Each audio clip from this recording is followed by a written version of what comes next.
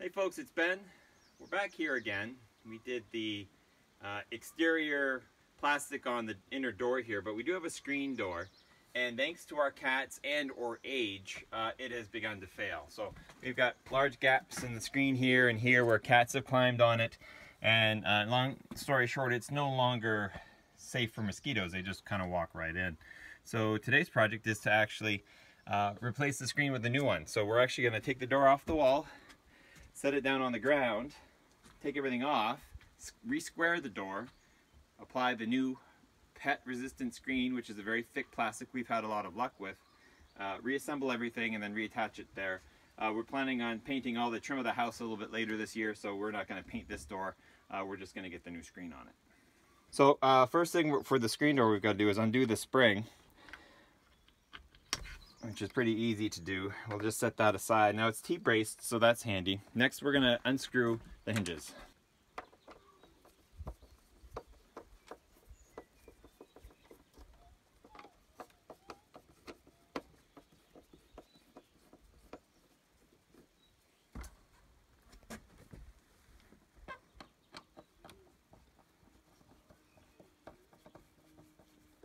Okay, now an alternate method obviously would be to pull the pin and leave each hinge on the door frame and such, but because these aren't really screwed in very well, I'm going to replace them with something a lot longer so they don't unscrew. I just undid them.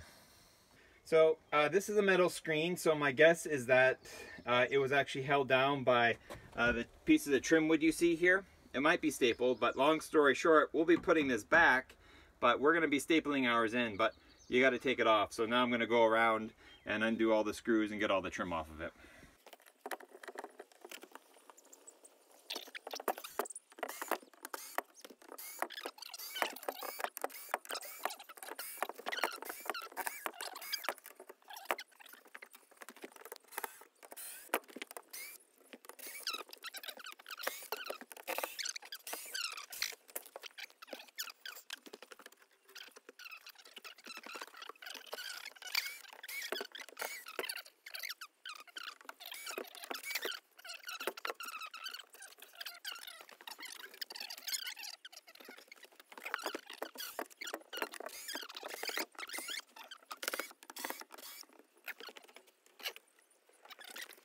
Okay, so we have the outer layer pulled off, and they did use staples, so good for them. We will too, but looks like, yeah, those are all their staples. They didn't. This isn't the second redo for the door. So you and your screwdriver and a pair of pliers, we're going to do our best to pull every single staple off of this frame.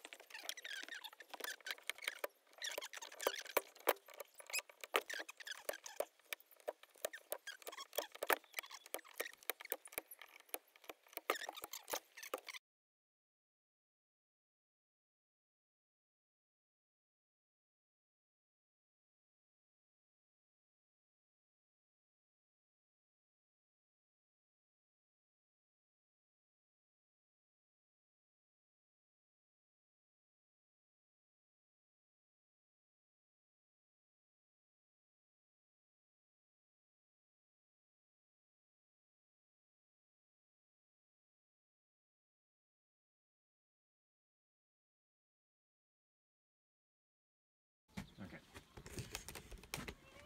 So, kind of in a reverse tactic what I did the other time, this door is really bracketed, like a lot, to the extent that it's going to be hard to take everything apart, re-square it, and put it back in again. So I don't want to do that. So what I'll end up doing is using a turnbuckle and some cabling and probably pulling the door a little bit square. But I don't have any of that gear with me. I used to, but I lost it. So what we're going to do is screen the door in the hole like it's supposed to be. And then with the hopes that eventually I will turnbuckle this thing and it'll be fine again. So it's squished in the frame like I want it to be. So now I'm going to take my screen, actually I might as well do that now, lay it across the top, staple it down, and then staple it over the entire door frame area, just like it was before, making sure it's nice and tight. Then we'll put the trim pieces in, and then our door will be done. I'm going to re-secure these hinges with a lot deeper screw, so it gets into a little bit more wood than just the trim that it's currently based in now. that will help a little bit too. So.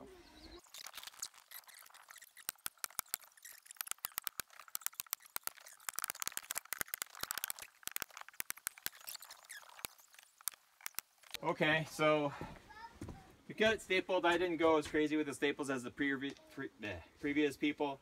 Got a little bit of rot on the bottom as well, so we'll see how long this door goes. And this material is actually a lot more expensive than typical screen because it is cat proof, but I'm going to put the trim across it now. It's a lot thicker, so cats can technically climb it and not wreck it. We put it on our front screen. There may or may not be a video for that. I don't think there is. Anyway, it works really well. So now I'm going to put the trim on and then we're going to cut it. So let's do the trim.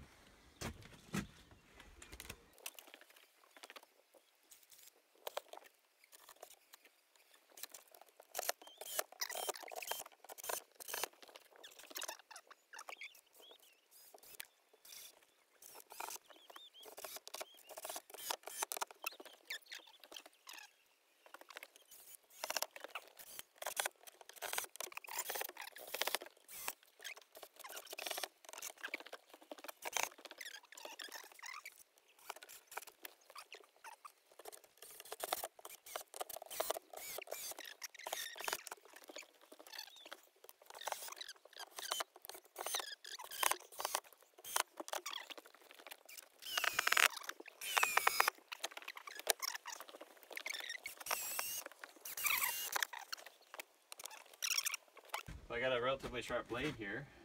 It didn't break on the... Anyway. I won't cut too deep here.